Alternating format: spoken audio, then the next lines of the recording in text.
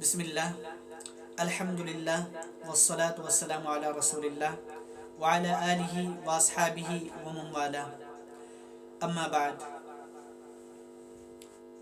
ایک بہت اہم مسئلہ ہے، وہ یہ ہے کہ جمعے کے دن جب خطبہ ہوتا ہے تو دو خطبے دیے جاتے ہیں۔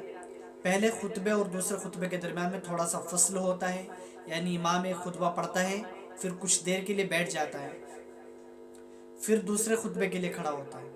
تو اب یہ جو دو خطبوں کے درمیان میں تھوڑی دیر کے لیے امام بیٹھتا ہے، اس میں لوگ دعائیں کرتے ہیں۔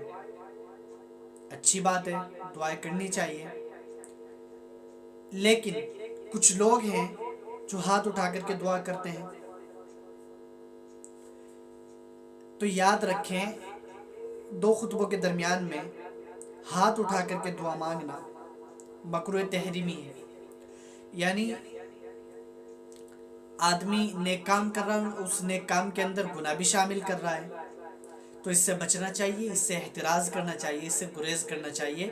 اللہ تعالی ہم سب کو بچنے کی توفیق نصیب فرمائے، اور اللہ تعالی ہم سب کو صحیح عمل کرنے کی توفیق نصیب فرمائے۔